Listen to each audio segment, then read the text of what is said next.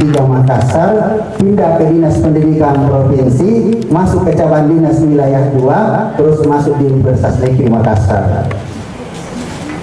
1 semester pertama di Universitas Negeri Makassar dengan pola guru yang saya bawa, ternyata saya punya penilaian merah semua. Karena tabiat guru yang saya bawa, ternyata dosen itu harus menulis. Jadi apa yang selama ini tersimpan di kepala saya memang harus dilihat orang. Apa yang saya lakukan Bapak Ibu sekalian hampir 1 tahun. Jadi saya itu rajin nonton YouTube. Yang dulunya tidak pernah nonton YouTube karena malas. Yang saya lihat negatifnya. Dari YouTube saya banyak belajar bagaimana menulis buku yang bagus. Saya tidak bisa hitung berapa kali, tapi saya tidak bisa berkomunikasi dengan, kadang-kadang itu kan biasa kalau kita nonton YouTube ada masukan kan, pertanyaan atau pujian atau dan seterusnya, tidak pernah direspon.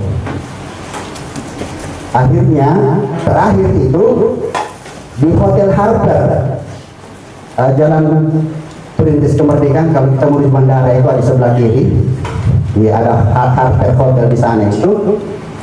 Ada guru besar ekonomi dari Universitas Negeri Semarang, dari Negeri Semarang Pak, Prof Suci namanya, perempuan, Prof Suci datang selama 3 hari kalau tidak salah, membawakan materi. Tidak usah saya sebut itu berapa kontribusi, karena itu biasanya guru-guru kalau bicara kontribusi mundur perlahan-lahan ini baru lari.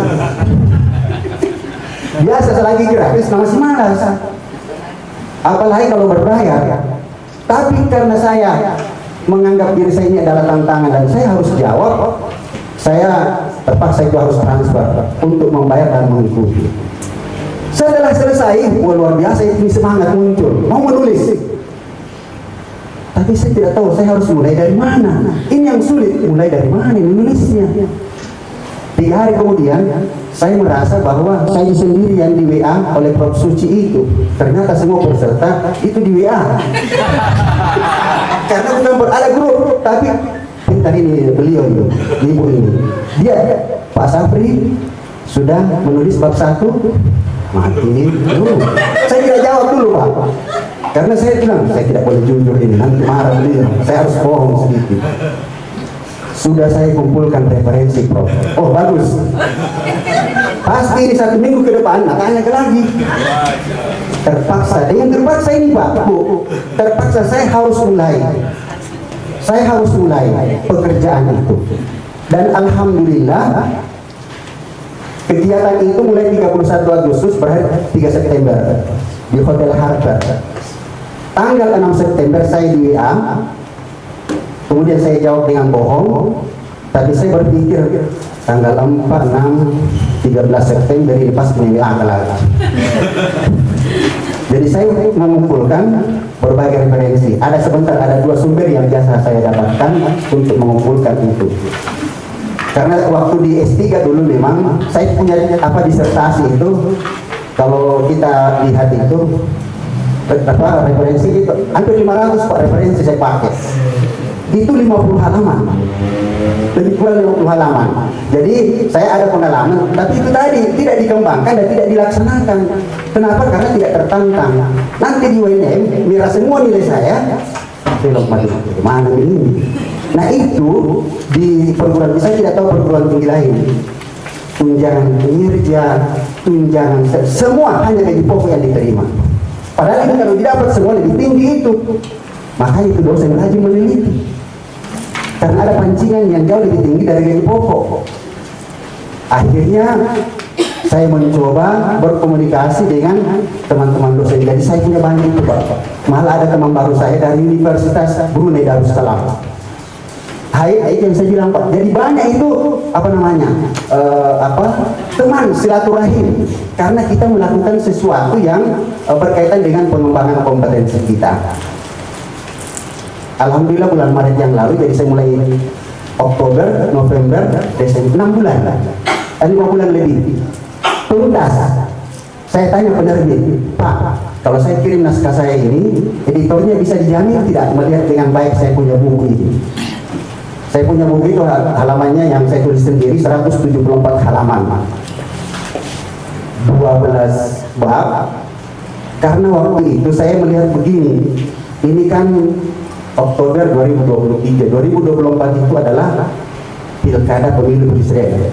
Saya ambil topik ekonomi politik. Iya, jadi saya mulai menulis, alhamdulillah itu Maret selesai. Dan penerbit mengatakan begini, kalau ekonomi politik Pak, belum ada editor yang kami bisa percaya. Maksudnya jangan sampai namanya di editor tapi tidak mengedit, karena editor itu harus lebih tinggi ilmunya daripada penulis. Akhirnya saya bilang, oh kalau begitu terima kasih. Solusinya kira-kira bagaimana? Dia bilang begini, kalau Pak Sapri tidak bisa dapatkan temannya yang lain, periksa ulang kembali Pak, saya kasih waktu 1 minggu. Saya periksa 1 minggu, ternyata memang itu menjadi iti. Salah tulis, typo yang begitu, secara berkali. Jadi sebenarnya kalau kita menemukan buku dan membaca buku yang tidak sesuai, itu artinya editornya tidak berfungsi dengan baik, atau suntingannya tidak berfungsi dengan baik. Saya menganggap sudah selesai. 3 kali ini saya baca kayak tadarus, itu sudah berkali-kali. Kayaknya selesai ini. Saya kirim. Setelah saya kirim, dia bilang begini, paling lama 14 hari Pak muncul ISBN, tapi besok silahkan transfer untuk penerbitan bukunya. Saya bilang tidak ada masalah. Saya transfer. Setelah saya transfer 3 hari kemudian saya baca kembali, saya dapat lagi, itu masih salah ketik. Saya bilang ini untuk 4 kalinya. Itu yang barangkali kalau kita sendiri yang menulis, kemudian kita sendiri yang periksa, kadang-kadang banyak yang lolos. Iya. Jadi saya dapat hakinya dan saya dapat sertifikat sebagai penulis. Itu kita kolaborasi dengan penulis lain. Jadi sebentar akan lebih banyak lagi, coba kita perhatikan. Nah ini strategi menulis buku. Iya, jadi nanti, tapi ya senior ini Pak Ismawanto lebih jauh lagi. Iya, lebih jauh lagi. Justru saya itu biasa iri kalau saya lihat bukunya Pak Ismawanto ditulis di situ namanya di buku ekonomi. Ternyata ada memang kebanggaan yang tidak, bukan topik atau tema buku.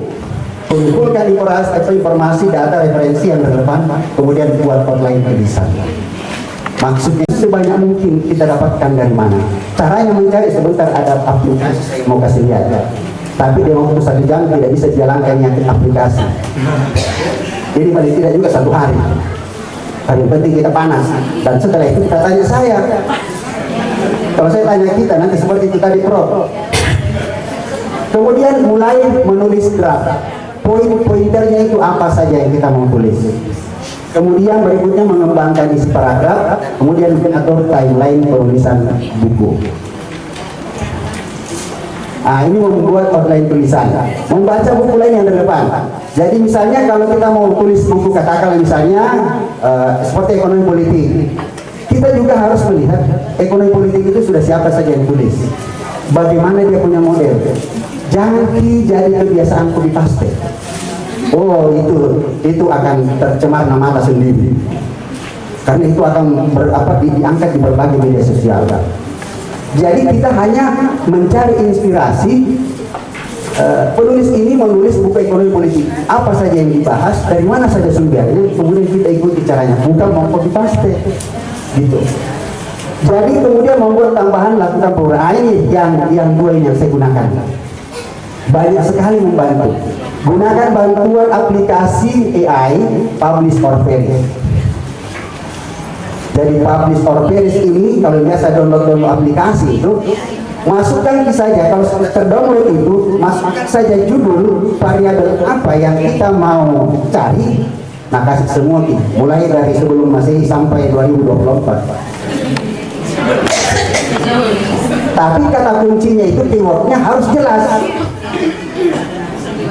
Ramadan yang lalu di masjid saya itu dikasih 1 malam ceramah bebas, topiknya ditentukan oleh pemateri. Saya bingung mencari karena kita ini bukan ustaz. Akhirnya saya dapat inspirasi, oh ternyata Quran itu penuh dengan matematika Quran, matematika. Jadi misalnya, tapi selingan saja, saya banyak melihat di situ bahwa ternyata kata perempuan dan laki-laki itu sama banyaknya. Jadi ar-rijal dengan al-mar'ah itu 23 kali disebut di dalam Al-Quran, sama banyaknya dengan al-mar'ah, perempuan, dalam Al-Quran. Lalu ada yang bilang, karena saya penasaran, saya bukan guru bahasa Arab, saya cari, lalu selama ini yang saya pahami an-nisa itu apa? Kenapa tidak di-ranking? Ternyata an-nisa itu adalah perempuan, mulai dia dari bayi sampai kakek nenek-nenek. Kalau al-mar'ah, perempuan dewasa, 23 kali. Ternyata dalam ilmu biologi 23 kromosom laki-laki dan 23 kromosom perempuan. Saya tidak bermaksud mengulas, tapi kedua, di dalam Al-Quran yang namanya al-bahri, lautan itu 32 kali disebut berulang-ulang dalam Al-Quran. Sementara al-barri, daratan, itu hanya 13 kali. Setelah dicari prosentasenya, ternyata lebih kurang 29%, hampir 30% daratan disebut. Lautan 70% disebut. Ternyata menurut penelitian geografi, dunia ini 70% terdiri dari lautan. Nah itu, saya coba cari di Publish Our Page. Dengan judul itu 390 referensi saya dikasih. Hanya judul itu saja, bayangkan. Jadi kita memang tunjian tidak mau. Mulai dari penelitian yang berbahasa Indonesia, berbahasa Spanyol, Brasil, sampai berbahasa Inggris. Ada juga bahasa Arab. Dan beberapa yang terakhir bahasa Jepang dan Cina.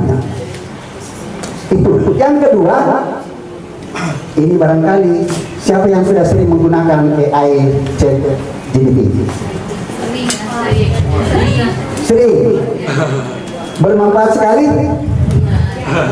Kalau saya katakan bermanfaat itu 90, 70, 80 atau 100%. Kalau saya kalau di PKW Pak, sampai 75-an lah. 75-an. Ada pengalaman yang lain menggunakan ChatGPT?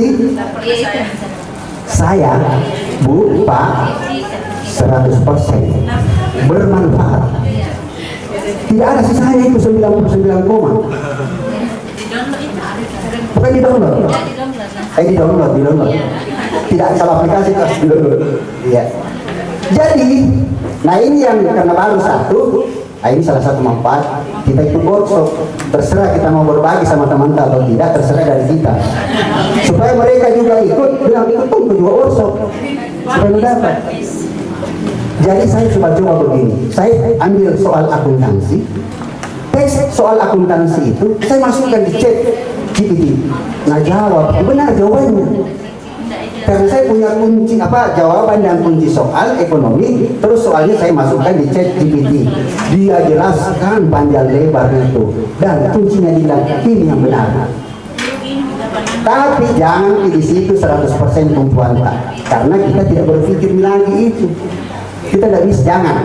Itu hanya bantuan saja. Jadi saya itu kalau dua, jadi menjawab akuntansi, menjawab ekonomi, terutama mikro itu, kalau dua saya curiga, yang mana sebenarnya ini? Nah, saya minta bantuan, saya GPT, bagaimana menurutku? Ternyata saya kasih jawaban, dan penjelasannya ada. Hanya dua yang tidak bisa dijawab oleh ChatGPT. Ada yang bisa jawab? Yang terkait dengan hati dan perasaan. Misalnya begini, wahai kamu di situ, ChatGPT, pernahkah kamu jatuh cinta? Dia akan jawab, saya adalah mesin, tidak pakai perasaan. Apakah Anda pernah merasa gembira dan sedih? Jawabannya sama. Lanjut.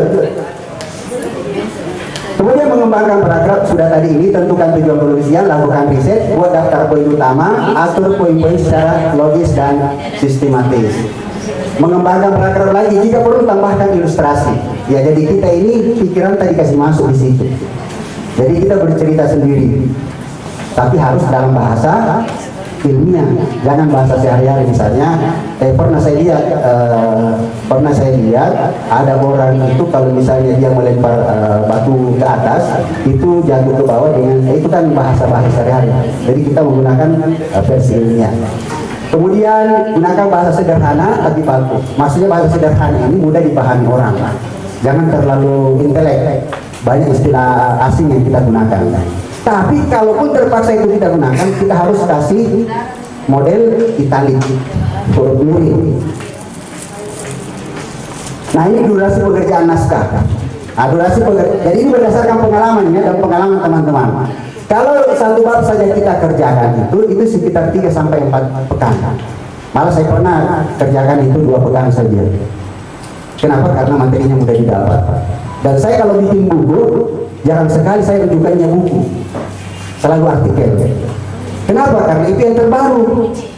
Jadi kalau kita membahas tentang prinsip ekonomi, bahwa prinsip ekonomi itu adalah pengeluaran sekecil-kecilnya dan pendapatan yang sebesar-besarnya, ketawa itu membaca. Berarti belum ini update. Walaupun itu juga benar, tapi kan ada yang terupdate yang baru. Kemudian kalau satu buku ini sekitar 4 sampai 6 bulan. Tergantung babnya. Tapi kalau buku itu ada 2 hal yang perlu kita lihat. Pertama, kalau babnya yang dilihat itu minimal 7 bab. Kalau halaman yang dilihat minimal 100 halaman. Tidak termasuk daftar pustaka. Kemudian manajemen waktu sangat menentukan penyelesaian buku. Yang kedua ini, perkembangan ekonomi dan konsep ekonomi digital. Nah, ini ada 9 penulis. 2 dari Sulawesi Selatan, 1 dari UIN, dan termasuk dari satu saya. Ini 1 bab. Kalau yang tadi ini 5 bab, 1 orang 5 bab. 1 orang 5 bab. Kemudian, nah ini buku ketiga, transformasi SDM di era digital. Ini juga penulis kolaborasi. Ini dari berbagai perguruan tinggi juga. Kemudian yang keempat, ini yang awal tahun ini, pemilu 2024 dalam perspektif akademisi. Saya ambil dari sisi ekonomi politiknya. 1 bab. Nah, kemudian dari sini kemudian lahir ini ekonomi politik. Jadi ternyata menulis itu menurut saya gampang. Setelah saya kayak ketagihan. Saya kayak ketagihan, makanya itu kita tinggal membentuk komunitas saja. Siapa lagi? Ada itu kalau tidak salah 1 bulan yang lalu Ibu Mariati, Ibu Tasma, ya, mata kuliah perekonomian Indonesia. Saya bilang begini, kan saya ini dari tahun 2017 sampai sekarang tetap pegang itu mata kuliah perekonomian Indonesia, dan selalu bukunya orang saya pakai. Jadi saya tawari teman, kalau mau jadi penulis buku, kita masing-masing ambil 1 bab. Siapa di antara kita? Nanti diurus, karena dia bayarannya kalau hanya ISBN saja, kalau hanya haki saja, kalau hanya sertifikat saja, dan kalau hanya dapat buku cetak 2 eksemplar atau 3 atau 5 eksemplar, beda. Kalau mau paket lengkap, kalau kita banyak justru lebih murah. Kalau ini yang tadi ini, yang ini transformasi SDM di era digital, itu kan bayar 300.000. Dapat 3 paket buku cetak, kemudian dapat hakinya, kemudian dapat sertifikatnya, kemudian dapat Google Drive-nya, dapat e-booknya, dapat banyak. 300.000. Jadi kami ada 11 penulis kalau tidak salah, totalnya 3.300.000. Itu yang kita bayar ke penerbit. Nah, penerbit yang urus ISBN, yang urus hakinya, dan direkturnya PT penerbit ini, seperti Gratindo, direkturnya itu tanda tangan bahwa atas nama ini sebagai penulis buku dalam judul bukunya di sini. Ya, siapa tahu bisa menambah di platform PMNT. Ayo, yang masih muda. Kalau nanti di peserta, saya akan di akhir ini ada beberapa tawaran. Nah, ini buku yang siap terbit. Saya sudah cantumkan memang. Tapi ini dalam perspektif saya sendiri menulis. Tapi kalau kita mau, berarti bisa lebih cepat lagi. Jadi ini perekonomian Indonesia semester genap nanti di 2024, Juli Desember tahun ini. Rencana saya mau urus penerbitannya. Apa yang ditulis nanti saya kasih bab-babnya apa saja. Iya, pokoknya kalau 1-2 kali begitu lolos, kayaknya bilang, asik pada ini menulis. Selama ini yang lain-lain saya tulis dan salah-salah terus. Kemudian yang kedua, pengembangan SDM dalam perspektif kearifan lokal, Sirina Pace. Nah, ini yang saya angkat khusus untuk Sulawesi Selatan ini. Jadi bagaimana konteks Sirina Pace itu dalam pengelolaan SDM. Saya beberapa nih profesor saya kasih ini menarik sekali nih pasal ini. Tapi baru 3 bab yang selesai. Saya masih menunggu siapa yang bisa menulis lagi. Kemudian, tapi ini saya ganjil. Kalau saya sendiri ini saya ganjil, saya prediksi.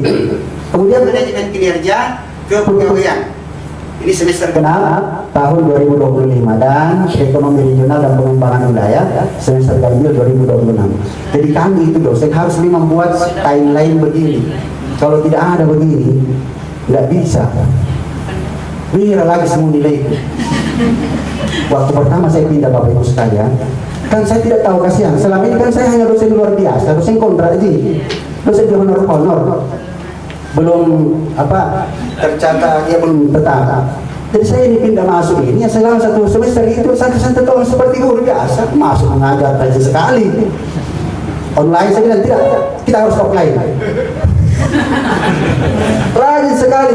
Kalau gue katakan guru begitu ya, takaran utamanya di situ. Saya tidak tahu itu bahwa ada 2 unsur lain, 3 unsur lain yang juga harus dipenuhi walaupun besarannya berbeda. Yang kedua itu penelitian, yang ketiga pengakuan, dan yang keempat penunjang. Nah, sertifikat yang saya dapat di pelatihan itu masih dipenunjang ke dong. Artinya ada dihitung, tidak ada juga tidak dihitung. Tapi ini 0,1 saja tidak terisi, merah semua. Tunjangan kinerja tidak dapat, sertifikasi gugur. Bayangkan gitu, kerasnya perjuangan. Keras sekali kehidupan, Pak. Kalau kita tidak tahu dan tidak siap. Nah, ternyata apa yang terjadi? Saya diperingati Pak Dekan, WD1, kemudian Ketua Penjaminan Mutu, 3-tiganya WA saya. Pas perikanan bisa merah. Cuma saya juga tidak tahu, Pak. Saya tidak tahu, Prof. Karena memang saya juga tidak tahu. Memang saya tidak tahu. Kenapa penyebabnya? Nanti kita panggil ke ketua jurusan, Pak Sapri. Semester depan kita harus mulai meneliti. Oh, meneliti, Pak? Iya, karena merah. Walaupun jam mengajar itu banyak, 18 atau 21 itu SKS. Kan itu standarnya 12 saja. Jadi hampir 2 kali lipat sama kalau kita di guru 24 ya. Jadi hampir 48 jam itu saya. Aku bilang, Tom ini jago, Kak. Ternyata 2 yang lain 0. Jadi yang merah. Akhirnya apa? Semester berikutnya itu di awal 2023 semua mantan teman-teman saya itu ku cek semua. Kapan kita bisa mulai menulis? Kapan kita sudah bisa menulis? Akhirnya ditemukan topik bagi pembahasan atau bagi pekerjaan. Ada yang cari referensi, ada yang olah datanya, dan ada yang nulis di pembahasan. Kemudian ada yang kalau dia tidak bekerja sama sekali, dia menanggung dia benar. Karena kalau kita mau terbitkan di jurnal itu bayar juga. Ada yang tidak berbayar, tapi tidak ditahu kapan diterbitkan. Ada teman dosen saya itu bagus sekali dia punya. Nah, kirim itu ke jurnal yang paling bagus juga. 3 tahun tidak pernah diterbitkan. Iya, karena banyaknya artikel yang antri diterbitkan. Begitu benar juga. Di internet juga sudah jelas. Kalau istilahnya kalau kita di artikel itu penelitian, ada sinta 1-2, ada sinta 3-4, bisa.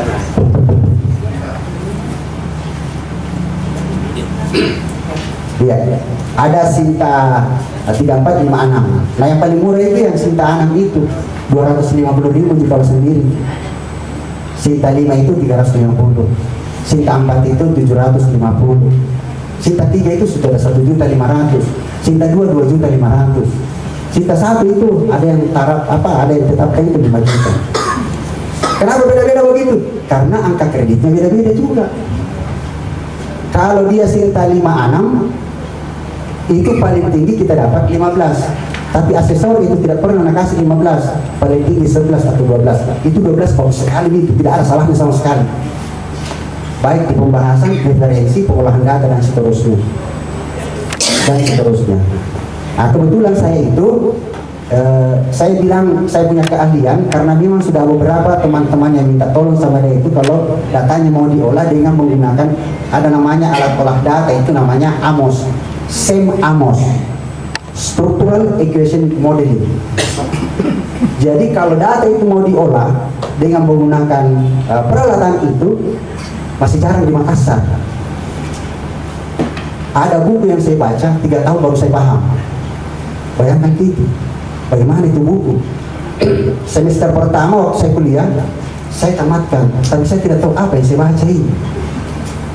Semester berikutnya saya baca lagi, apa sebenarnya ini? Semester 3 karena proposal, dosen saya tanya, alat analisis apa sampai kamu pakai?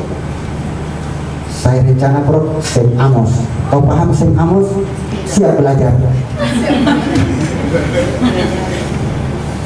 Ternyata baru saya paham masuk tahun kedua.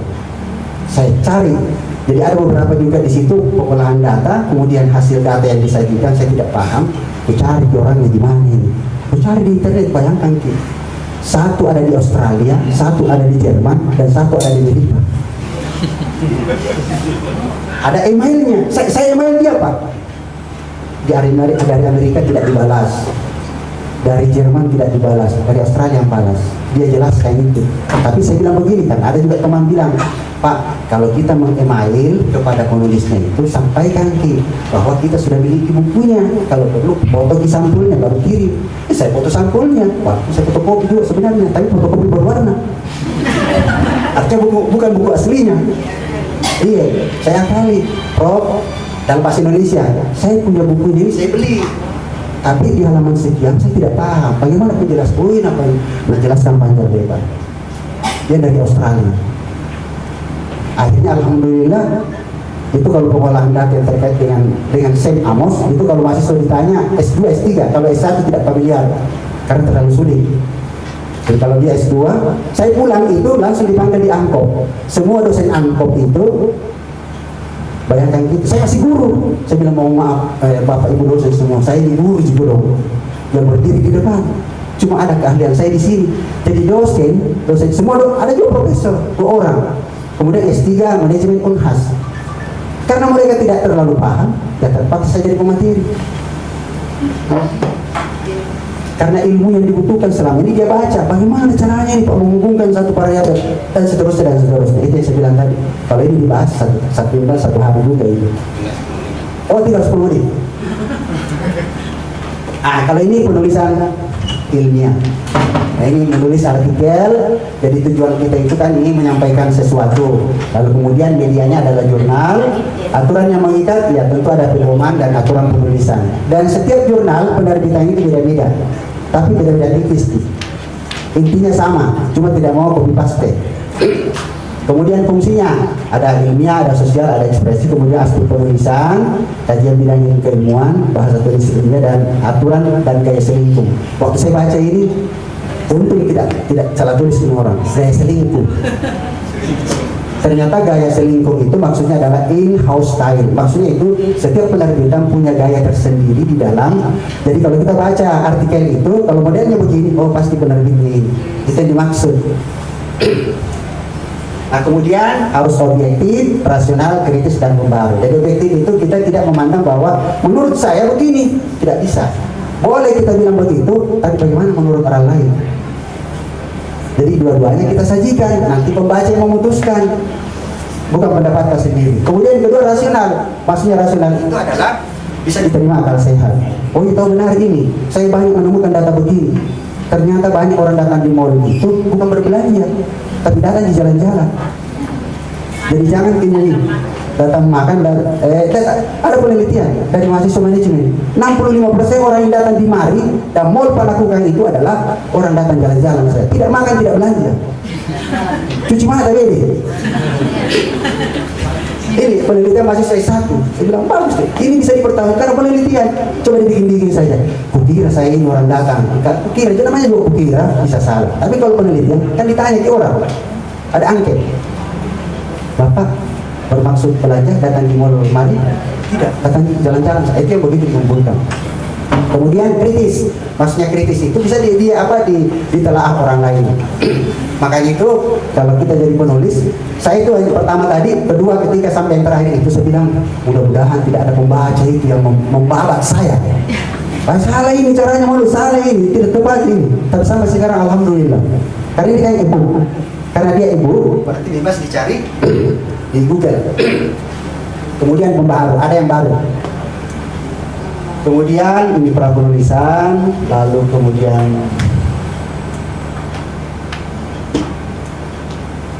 ya ini anatominya, jadi judul, nama penulis, abstrak, kata kunci, terus apa pendahuluan, landasan teoris atau kajian empirik, tinjauan pustaka, metode apa yang kita gunakan, bagaimana hasilnya, kemudian bagaimana kesimpulan, apa yang kita rekomendasikan, apa saranka, kemudian daftar pustakanya dicantumkan juga. Nah, ini juga ciri abstrak, ringkas dan padat tentang ide-ide yang paling penting. Kemudian apa yang dimuat, masalah dan tujuan penelitian. Kemudian prosedurnya dari mana mulai, kemudian berakhir di mana, kemudian ringkasan hasil penelitian di paragraf berikutnya.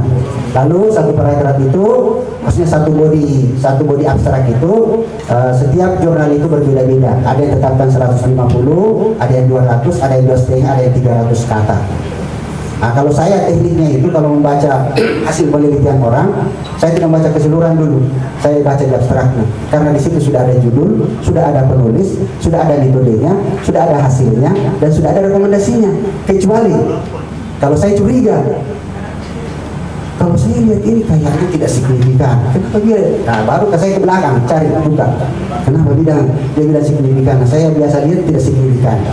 Oh, ternyata ada di situ penjelasannya. Jadi sama dengan buku, kalau baca di buku jangan dibaca keseluruhan dari bab 1 paragraf 1 sampai dengan bab 12 paragraf terakhir. Capek itu. Bagaimana caranya membaca?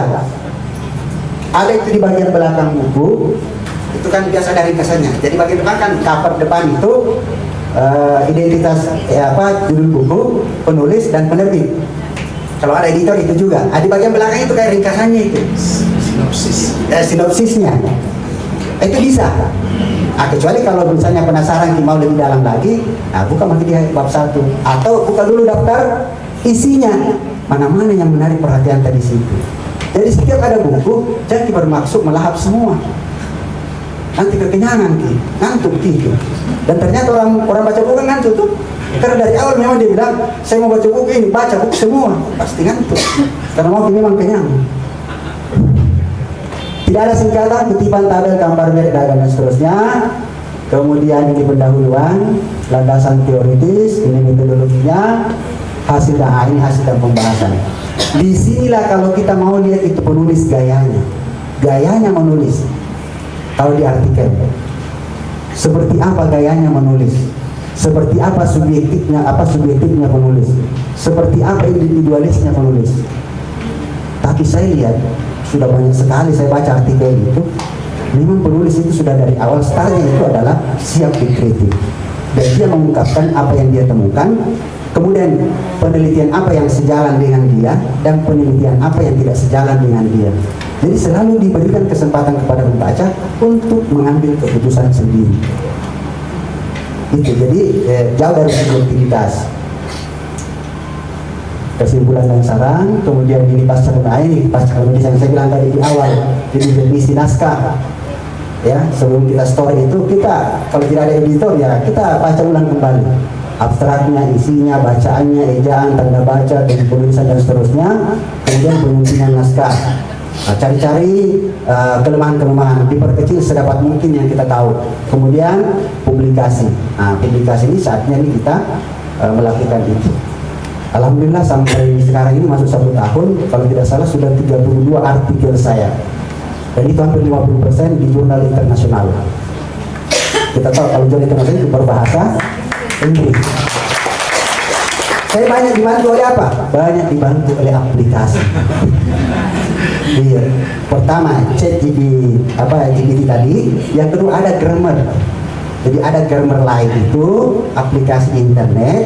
Jadi kalau misalnya, jadi cara saya begini, saya tulis, karena ini kan ceritanya mau cepat, bukan uji keterampilan ini, bukan. Kita mau cepat. Jadi satu paragraf itu saya masukkan dulu di Google Translate. Saya uji coba di situ. Dari Google Translate, saya menggunakan aplikasi lain untuk mencoba benarkah ini. Dengan teks yang sama bahasa Indonesianya, saya masukkan ke DeepL. DeepL.com ada juga jauh lebih bagus dari Google Translate. Ternyata ada beda sedikit. Kemudian saya masukkan ke Word. Setelah saya masukkan ke Word, pakai aplikasi grammar lain. Oh, banyak sekali merah-merah di situ. Oh, baku ini. Oh, baku ini. Spellingnya, ejaannya itu tidak tepat. Jangan ini, jangan ini, kan. Saya kan dikirim. Tidak ada revisi. Coba. Nah, sejak dulu itu kalau misalnya kita gunakan itu, di mana mau? Sekarang itu kalau kita nulis satu lembar itu, kalau tidak salah itu 15.000 bahasa Inggris. Jadi kalau 10 lembar 15.000, kalau 100 lembar bukan uang sedikit. Nah, bukan satu kali mau ini mau nerbitkan. Rata-rata kalau artikel 10. Jadi kalau itu dipakai berarti 150.000.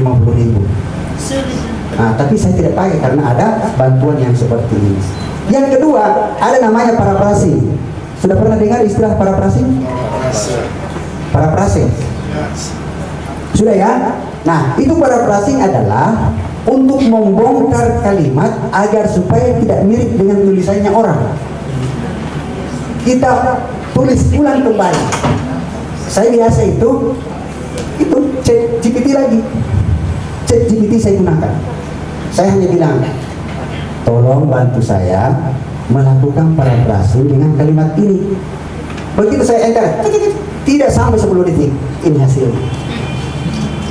Setelah itu saya copy masuk di Word, lalu kemudian tanya saya lagi, adakah paraphrasing bentuk lain? Nah, kasih lagi. Tuh. Jadi memang kita tidak mau. Nah, kasih lagi. Nah, nanti dari situ saya bandingkan. Kemudian saya bandingkan dengan konteks aslinya. Di mana kira-kira perbedaannya? Karena begini, konsekuensi kalau kita menulis yang dipublish itu baik di Google, di buku dan seterusnya itu tidak boleh itu di atas 15-20% menyontek. Hati-hati, plagiator dan tercemar nama baik. Jadi paraphrasing ini adalah cara untuk meminimalisir yang namanya plagiasi. Judul yang pernah dibuat ini saya buat. Ini saya masukkan di internet, jadi itu bebas dilihat orang, dibaca orang. Jadi tahun 2023 ini, kemudian ini ada 26. Kemudian di tahun 2024 ini sampai sekarang ini sudah ada 12 bulan 5 ini. Jadi mudah-mudahan bisa sampai 20 sampai bulan Desember. Jadi kesimpulannya adalah Bapak Ibu sekalian, yang pertama tentunya adalah karena kita harus pendalaman materi itu yang utama. Ini hanya sampingan saja, tapi kan biasa itu ada guru-guru yang mau langkah tambahan atau gerakan tambahan. Nah, inilah nanti mungkin yang saya ingin fasilitasi. Nanti saya share di grup peserta, ya, judul buku yang kita mau tulis dan bab-babnya apa, siapa yang mau ikut. Nanti kita tentukan waktunya, berapa pekan dikerja. Ya, penerbit di Makassar juga banyak, di Jawa juga lebih banyak. Iya, jadi banyak hal yang bisa kita lakukan. Dan saya kira begitu Bapak Ibu sekalian, ini yang dari saya dan waktu sangat terbatas. Saya ucapkan sekian. Assalamualaikum warahmatullahi wabarakatuh. Waalaikumsalam. Pada sampai mari kita berikan aplaus dulu. Alhamdulillah kita sudah mendapatkan pencerahan tentang menulis. Sebelum kita mengenai materi, jadi kalau ada yang mau bertanya silakan ditulis saja dulu, nanti bisa mungkin kita diskusikan. Saya akan bacakan beberapa hal yang tentang menulis. Yang pertama, saya pinjam kalimatnya Helvetiana Rosa. Menulis itu katanya mudah. Kenapa dikatakan mudah? Hanya karena dia yang bisa mulai dari merangkai huruf menjadi kata, kata menjadi kalimat, kalimat menjadi satu paragraf, paragraf menjadi halaman, halaman menjadi bab, bab menjadi buku. Jadi awalnya diawali dengan merantai kata saja. Kemudian dari Madi Ar-Rahim, membacalah Anda akan mengenal dunia lebih dekat. Menulislah Anda akan dikenal dekat oleh dunia. Nah itu saya hanya pinjam. Kemudian Pramudia Anantatur mengatakan, menulislah karena tanpa menulis engkau akan hilang dari pusaran sejarah. Imam Ali bin Abi Thalib mengatakan semua orang akan mati kecuali karyanya. Maka menulislah sebagai karya yang akan membahagiakan kita sampai di akhirat kelak. Kata Kunto Wijoyo, syarat untuk menjadi penulis hanya 3 katanya. Apa itu? Yang pertama menulis, yang kedua menulis, yang ketiga menulis. Itu katanya Kunto Wijoyo. Saya pinjam kalimatnya Mas Ismawan dari tadi malam, ada di renungan yang sempat ditayangkan. Bacalah Al-Quran atau kitab sebelum dibacakan di depan tubuh kita yang tidak bisa apa-apa lagi. Jadi selama kita bisa berbuat, bacalah Al-Quran. Maka saya buat kesimpulan, maka dari itu rekan-rekan ekonomi yang hebat, rekan-rekan guru ekonomi yang hebat semua, mari kita menulis sesuatu sebelum nama kita akan tulis di batu nisan.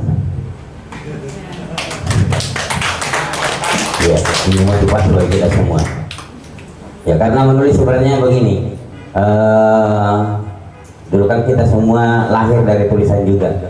Gelar yang tersandang di belakang atau di depan nama kita kan dari tulisan itu. Kita tidak mau tahu bagaimana asal muasalnya, apakah tadi plagiat misalnya, apakah kita copy paste misalnya. Ya penting sudah ada usaha kita untuk itu. Maka apa salahnya ini ada tantangan dibuka oleh tanda ketua kita untuk coba-coba kita berbuat lagi dalam hal menulis ini. Mungkin demikian saja. Sekali lagi terima kasih karena materi berikutnya, materi dari pasar modal yang mungkin juga, dan ini sangat bermanfaat bagi kita untuk kita sebagai guru ekonomi. Demikian mungkin untuk silakan mungkin Kanda Hasanuddin satu, atau kita buka sesi pertanyaan. Masih ada 5 menit ini sebenarnya. Satu, silakan Kanda. Bismillahirrahmanirrahim. Assalamualaikum warahmatullahi wabarakatuh.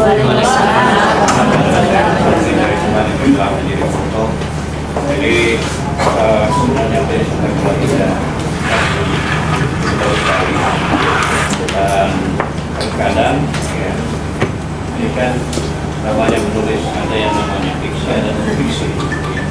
Kalau yang fiksi barangkali nah itu semua kita, yang non fiksi yang biasa kadang susah ya. Nah, sekarang di awalnya kita sangat menggebu-gebu, tapi ketika kita masuk di karena kita stuck di situ ya.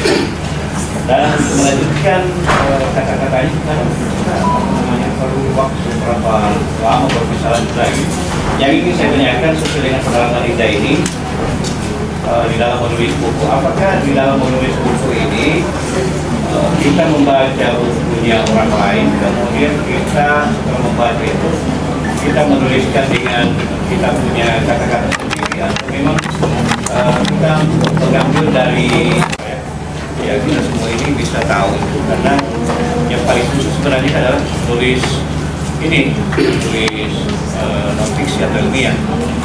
Kalau yang fiksi barangkali kita semua mungkin ada di antara kita yang pernah baru-baru ini mengumpulkan karya sastra, jadi apa namanya yang disponsori oleh Dinas Pendidikan Provinsi. Ada pernah dari setiap sekolah itu dikumpulkan beberapa buku dalam bentuk karya sastra. Alhamdulillah termasuk dalamnya diundang waktu itu dalam bentuk karya nasional. Tapi itu dalam bentuk apa namanya kumpulan cerpen, bukan yang seperti ini yang ilmiah. Kan kalau cerpen itu kan ya kita menulisnya tidak sama kalau yang ilmiah seperti ini. Jadi itu yang saya mau komentar supaya bisa dijelaskan seperti apa kiat-kiatnya bisa memberikan kepada kita semua macam motivasi bagi mereka yang barangkali bisa meniru tidak membuat. Terima kasih. Assalamualaikum warahmatullahi wabarakatuh.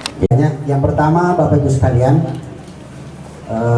saya juga baru tahu dari pelatihan di Harvard itu.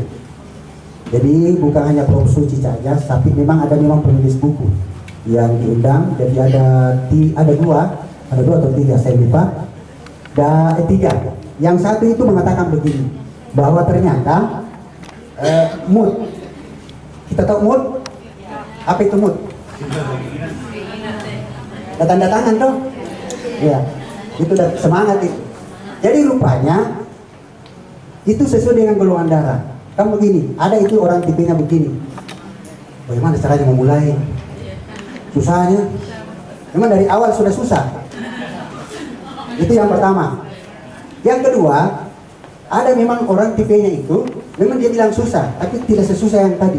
Masih ada keringanan kakinya untuk menuju ke laptop. Duduk. Pada saat dia duduk di laptop, terbentuk masalah, dia berhenti. Kemudian beranjak lagi. Nanti bulan depan baru kembali lagi. Sudah mulai hilang. Ada orang modelnya begitu. Ada orang yang modelnya begini. Bukan dia tidak bisa memulai, dia tahu. Tapi menuju ke kursi laptop itu yang sulit sekali dia penuhi. Duduk baik-baik di situ. Selalu terpikir yang lain. Tapi begitu ke laptop dengan tujuan untuk menulis, begitu dia duduk, buka laptop, buka itu, lupa dia berhenti. Sholat dia lupa, makan dia lupa. Untung itu bagus sekarang itu azan. Jadi saya itu setuju sekali kalau azan itu diperdengarkan. Coba kalau tidak diperdengarkan, kita tidak tahu itu waktu. Karena itu di jam deh, berhenti kalau ini sudah jam 12. Tidak bilang begitu. Tapi untung ada azan. Bapak masuk waktu salat. Dan ada yang keempat itu modelnya begini. Dia mau ditemani. Ini yang sulit. Karena dia cari teman baru bisa memulai.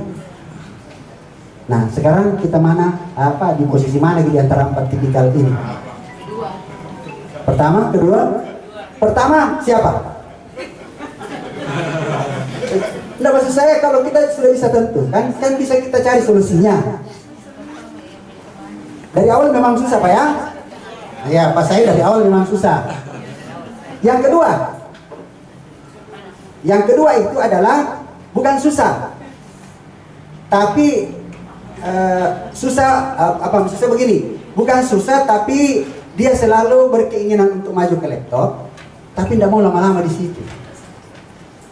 Kenapa? Dari awal juga dia mau tidak lama-lama di situ. Jadi memang dari awal dia mau tidak lama-lama di situ.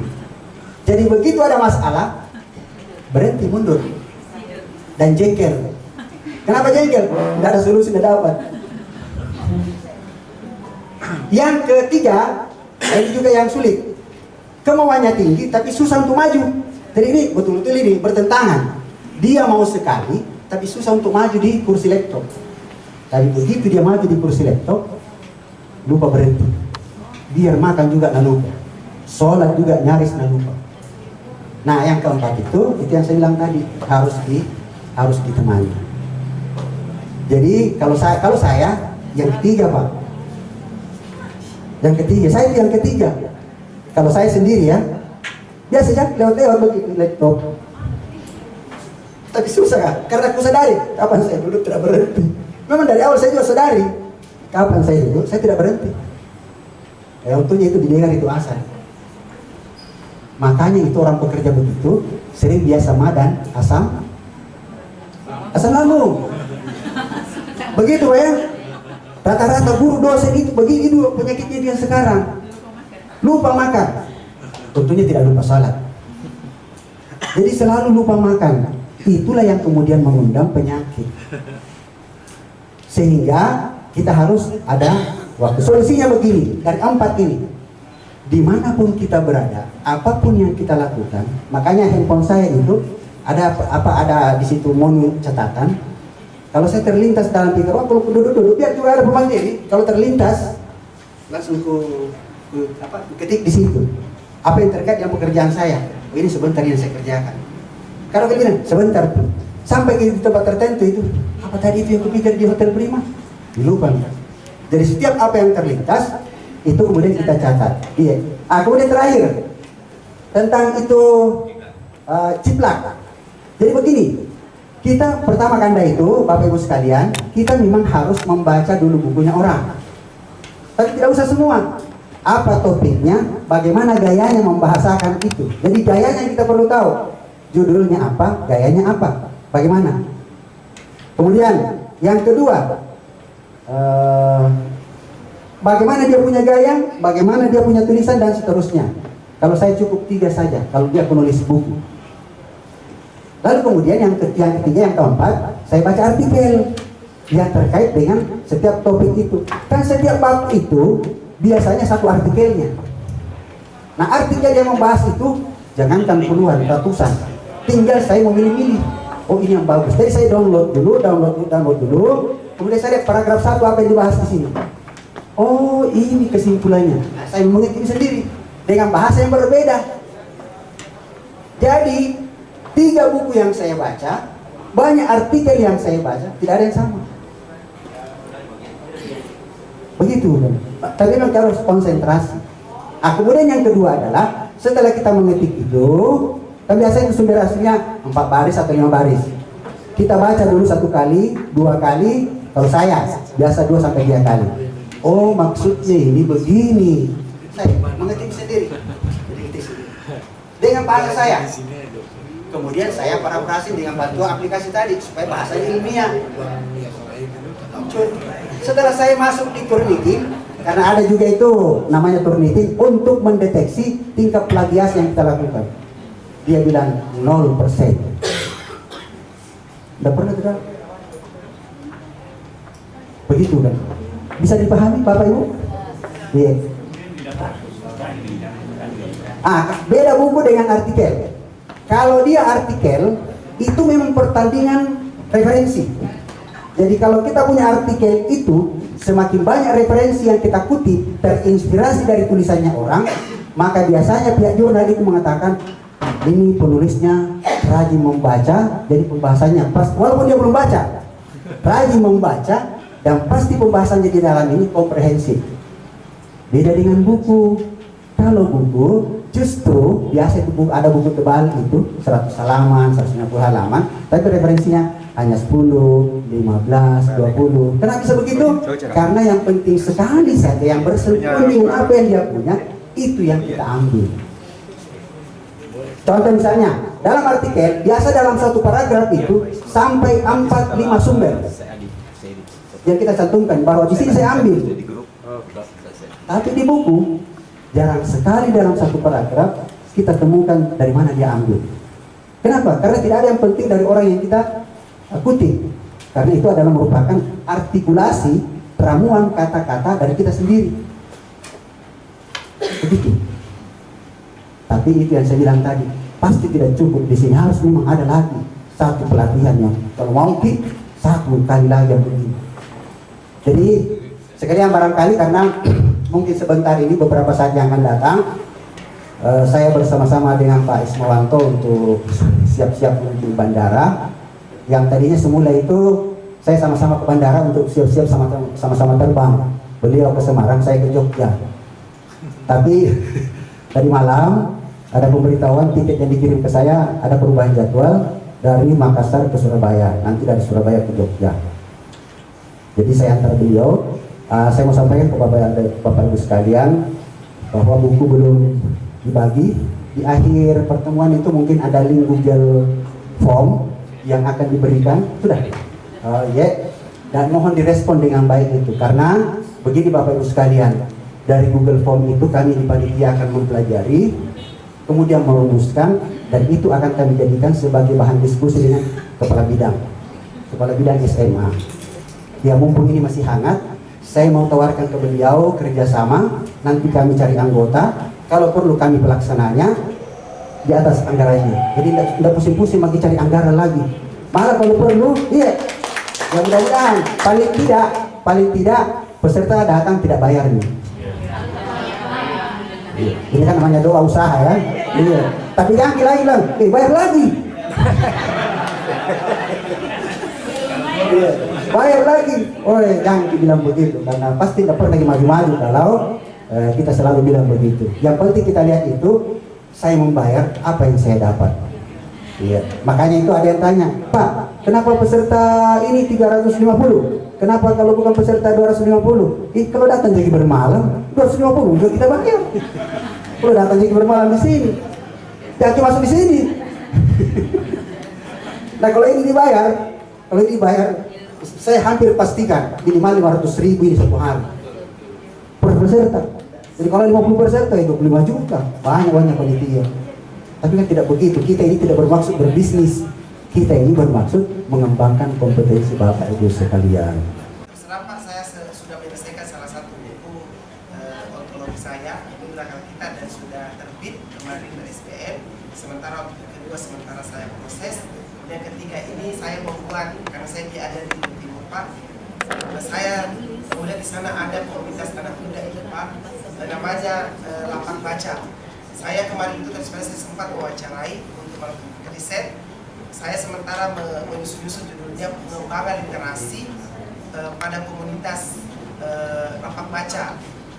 Sekarang saya terbentur dengan literatur untuk terkait dengan Lapak Baca itu, karena saya rencananya Pak mau mengangkat buku sejarah dari literasi itu sendiri, bagaimana peningkatan literasi. Apakah boleh atau langsung saya saja ke kegiatan anak muda itu yang saya gali, atau boleh saya nggak menarik ke belakang tentang bagaimana literasi itu sendiri di Indonesia, bahkan perspektifnya seperti apa.